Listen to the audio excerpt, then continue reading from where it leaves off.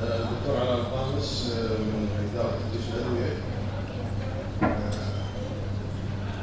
Today I present to you the role of drug inspection administration while I work on how to increase government vigilance on pharmaceutical waste management in Kuwait.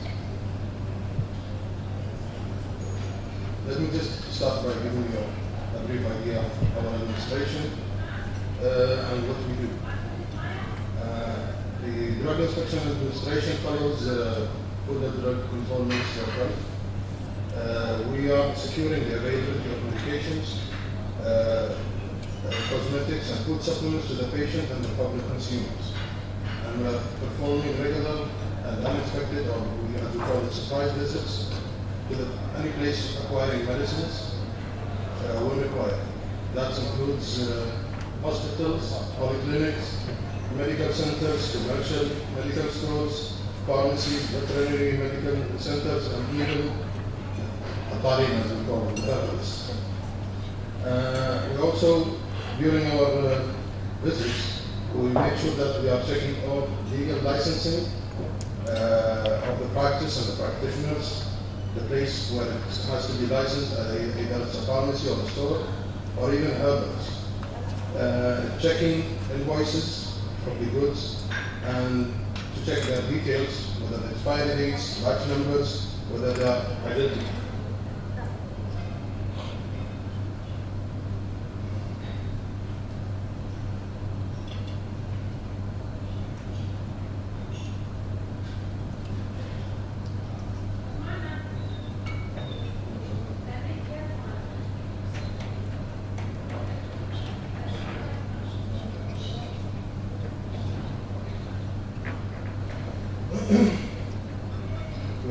We also do monitoring for controlled drugs, narcotics and psychotropics according to the laws, regulations, and we check prescriptions, all details of the prescription, whether they comply the laws or if there is any abusers.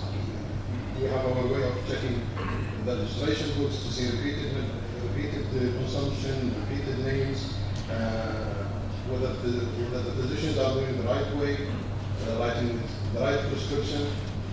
We also do discover counterfeits, whether they give us or sometimes the companies give us some clues about whether they have seen or found one of their medication has been counterfeited and it's in the market.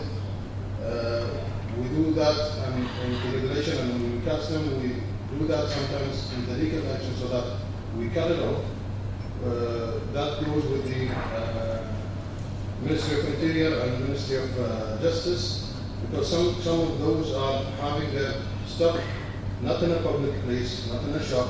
Sometimes they're having it at their homes, and we need, certain legalization and certain ways of entering those places.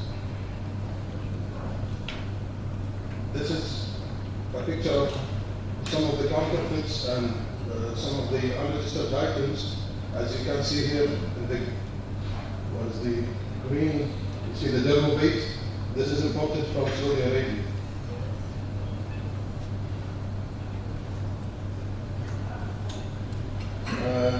Our role in the pharmaceutical waste, we have two divisions, the government sector and the private sector.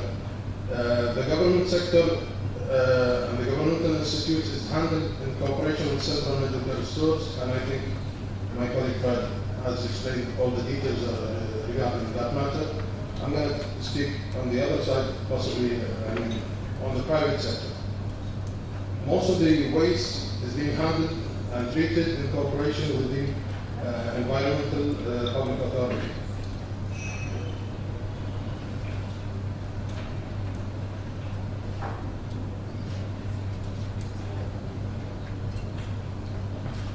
So, could we say, are we in trouble or not yet after these lectures and the introduction?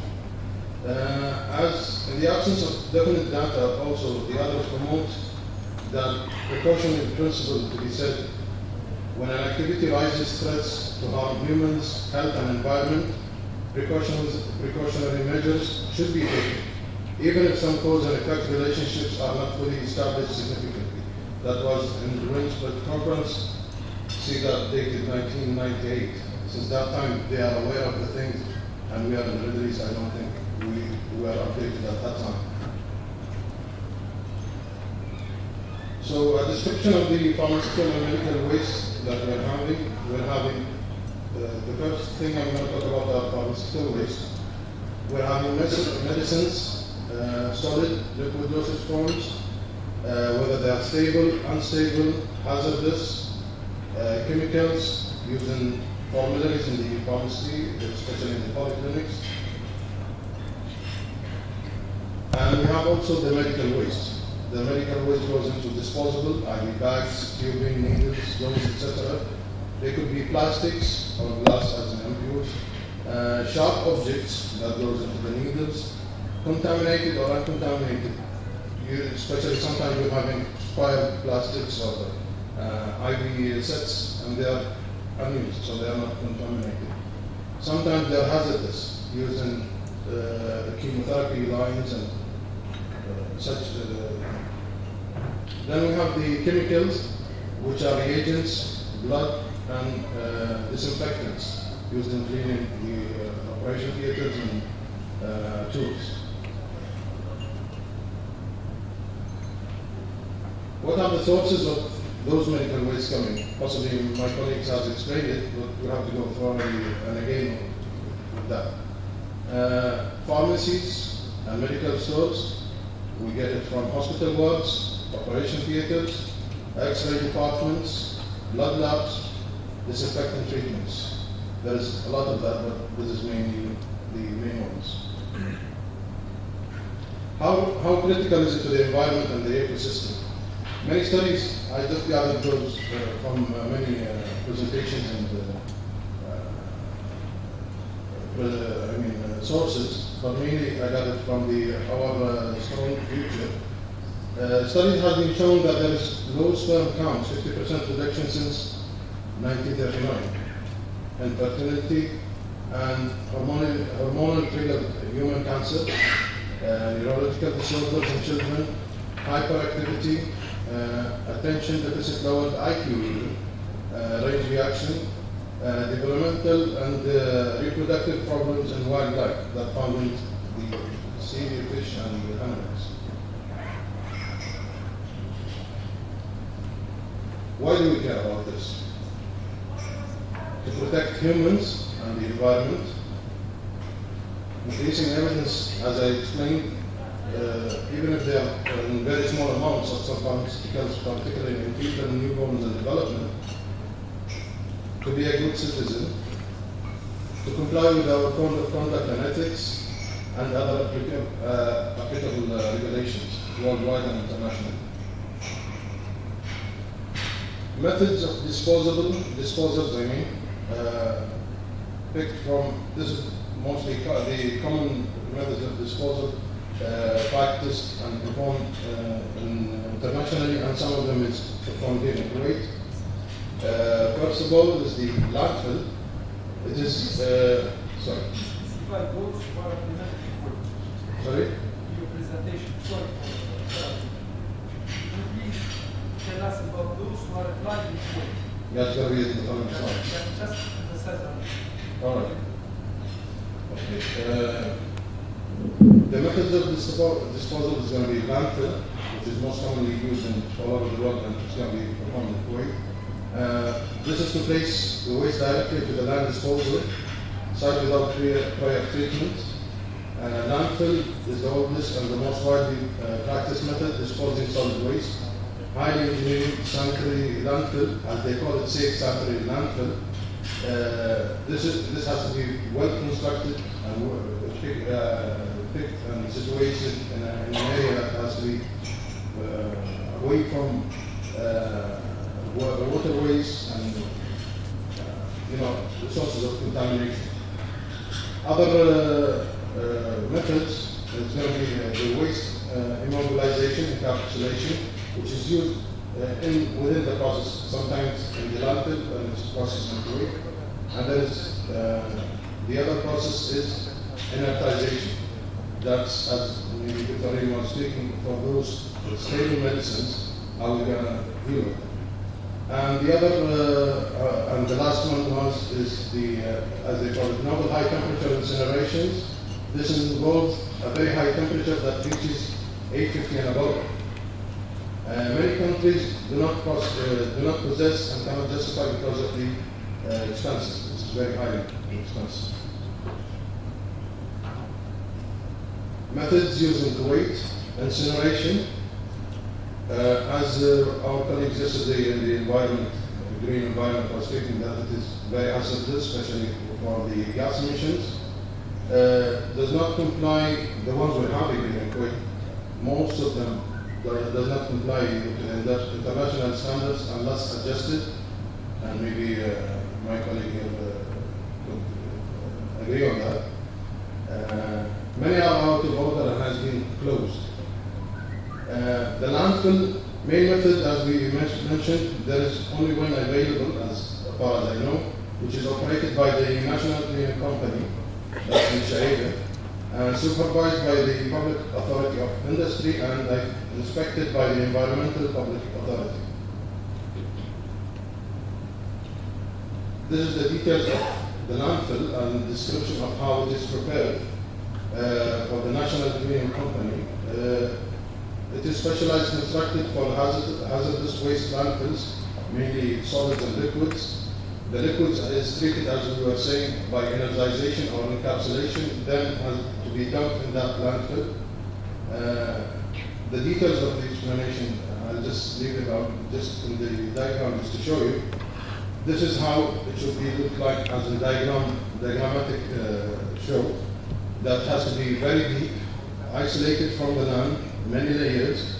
The material used there is bentonite clay, and there is a plastic lining. And I'll show you another diagram which could explain it a little bit clearer. That's how the land and how deep, and you can see the layers by the colors. That it is multi-layered just to make sure that it is isolated from the environment, especially the leachate. What do you call it? I'll just show you here. The leachate waste, especially the water, mainly here in Kuwait, as we explained, if there is any leachate, still it is protected to the system that preparing it to the landfill, and mainly that is done when there is rain. And as we know in our country, we don't have that much rain to mix with the thing and bring the products and react with them to bring them to the soil.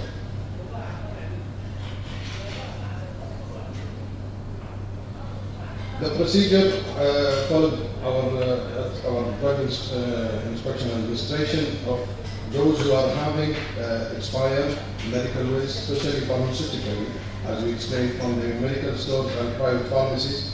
They have to submit a paper to our administration, as we can see in the cycle, a manifest of a list of items that they have to dispose. What comes to us is mainly the restricted medicine, as we call them, that are controlled by law and some regulations that has to comply with, like antibiotics, cortisones, antidepressants, as well as controlled drugs. The things that we are not handling and we are not monitoring and not passing through DIA is the normal regulated medications like the OTCs, and some of them are like antihypertensives and glucophage, because there is no registration for that, because most of them are sold without a prescription. So the process is they bring their manifest with a letter of saying that they want to dispose these items. From our side, we send it to the Environmental Public Authority, and they decide what's the proper way of disposal. Then they suggested to us whether to give an appointment to the client. Then the client goes to the NCC, as we explained, the national company, to dispose them. After disposal, they will give them a paper. Then they will go back to the EPA to stamp it that it has been disposed. Then they have to come to us back to take the items from their own stocks, because the restricted items are registered in books, and we have to take it from their balances. That's the only way we're monitoring those type of drugs.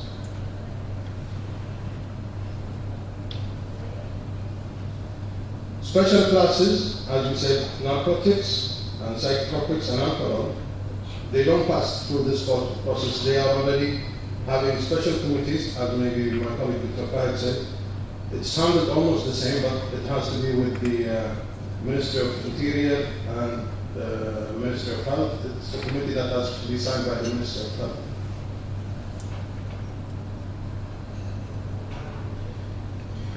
Limitations regarding this matter of disposals and medical waste disposal. The disposal of the landfill, which is happening here in Kuwait, is done by gross weight.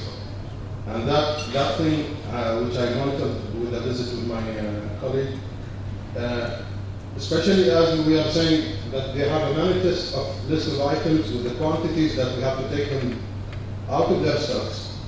Here, as we noticed that by gross weight, they don't check the manifest properly, or they don't check it because they don't have the specialized people to check whether this medicine is this and this medicine is that. So at that matter, after that visit, the NCC company took a decision regarding that they're not going to dump it unless it is checked by pharmacists, especially our drug administration. And that's maybe some of my colleagues here from the companies have noticed that in the last 3 weeks. So they're not going to do anything unless a committee from Drug Inspection and Administration goes and checks that manifest, seal it, then put a paper on it, authorize that NCC to make the disposal. This is the step that has been done while we were preparing for this conference, which is a good step of monitoring what items and making sure that the items by quantities are done. Nothing is escaping. No pharmacist is involved in that process, by the way, especially the disposal. That's why I mentioned after the visit, we noticed that it is not done. If there was a committee that having a timing for that disposal to attend that disposal timing of appointments, then we wouldn't be having to do the committees and stuff like that. Something else has been arising through that is, what about chemotherapy medication? There is nothing, as far as I know, is was a program of how to deal with it, how to dispose it. Is it done? Is it not done? How it is done here in Kuwait? Nobody knows.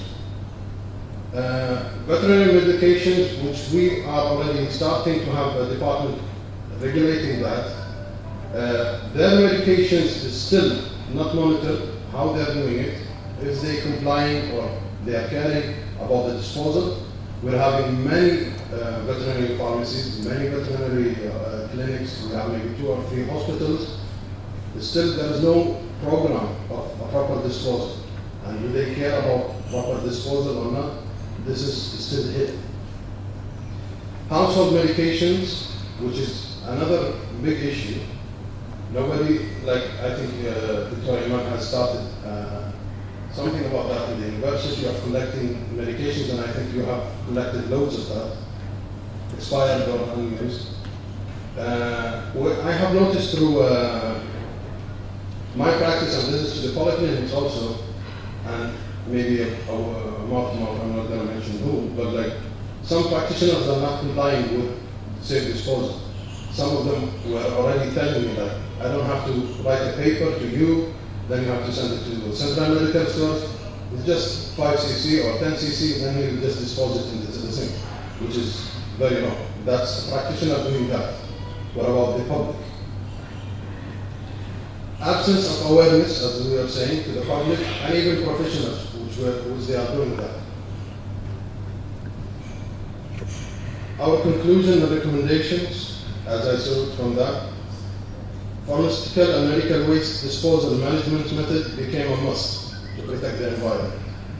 Awareness of medical professionals and the public is a very important, and national authorities should be involved seriously. Assessing the current policies, as maybe we are just giving the initiative here in this conference, the procedures to see them thoroughly, developing a compliant and cost-effective pharmaceutical waste plan, health organizations hospitals, even the Ministry of Health, must be able to do the following. They must know how to identify the items, segregate them in special boxes, and whether it's contaminated, hazardous, and stuff like that. Excuse me. Document what they are doing. Properly store those hazardous or waste, the transportation and disposal of medical and pharmaceutical waste properly. Take back policy, as I saw through my reading, is a policy which is an excellent idea to limit improper disposal by the public, as I explained maybe Dr. Iman started that in the university. In the US, I've seen it through my research in many places. They started of having those boxes, which are already in cooperation maybe with the police departments. They're having them in many places, in the police department itself and in major places for the public, for those who are having unwanted medicine, expired medicines that they don't want to do. They don't know what to do with them. They just go and dump them, and there are specialized people on scheduled timing, maybe as I heard, even every 2 days. They just collect them and act on the proper disposal of these items. I'll just show you, there is a small video which I found it very helpful and very nice. It was done for the Veterinary Association. It can't be involved for everybody. You can see. I'll just leave you this. It's around 5 minutes. In 2008, the U.S. Environmental Protection Agency announced that it found drugs in our nation's waterways.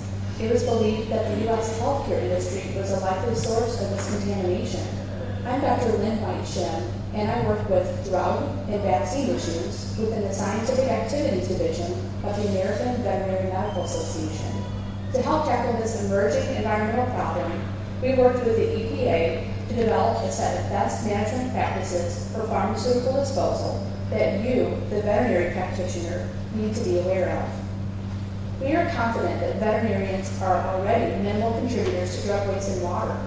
However, we developed these easy-to-follow guidelines that will help to decrease their contributions even further. The best way to cut the impact on the environment is to minimize drug disposal. And the best way to do this is to maintain a close inventory of your supply of pharmaceuticals.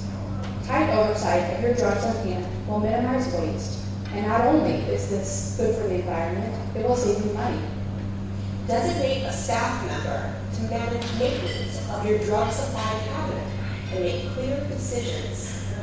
For drugs that you use infrequently, you practice collect to write prescriptions rather than keeping a supply in-house.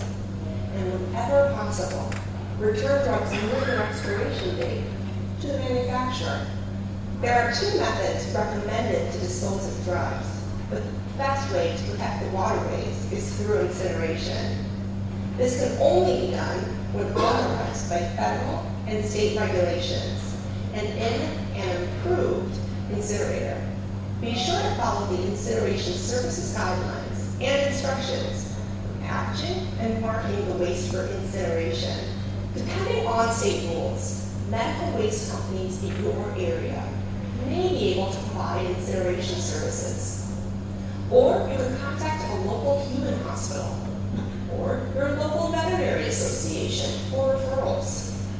Put an X over drug labels, but maintain the product identification and label these materials for incineration only to prevent diversion. Consider placing the incinerator waste in a locked storage cabinet away from the public. When incineration is not feasible, consider disposing of unused drugs into a landfill. If you plan to landfill these materials, there are a number of steps you should follow. All drugs put into a landfill should be packaged in 3 layers of material. For example, inside the drug vial, inside the box that's inside the bag of kitty litter. This will cut the possibility that the drugs will leach out into a landfill and ultimately enter a water supply. If you have liquid drugs remaining in syringes or other containers, squirt the liquid into a container of kitty litter or other absorbent material. Dispose of the syringe and needle in medical waste as appropriate, then seal the litter in a leak-proof bag. Blacken all personal information on drug vials and put an X over the drug labels, but maintain product identification. Those are the methods you should use to dispose of drugs. One thing you should never do is flush a drug down a toilet or down a drain. This pollutes our environment. Finally, do your part to cut improper disposal of drugs after the drugs leave your practice. Educate your clients about proper disposal of drugs too. Encourage your clients to be aware of drug return programs in the area. Help them comply by giving them just the amount of drugs they'll need to treat their animals. Consider refills for longer periods of time, and remind clients that it's never acceptable to put drugs down the drain. We also want to remind you that these best management practices cover pharmaceuticals, but not hazardous waste like chemotherapy agents. Hazardous waste must be disposed of in accordance with their own federal and state laws, generally through a company that specializes in hazardous waste. Thank you for watching this short video and for learning about best management practices for pharmaceutical disposal. If you have any questions, please feel free to visit us at our website at avma.org. Thank you, Pharmacist Alaa, for bringing us this video and for your presentation as well. So thank you.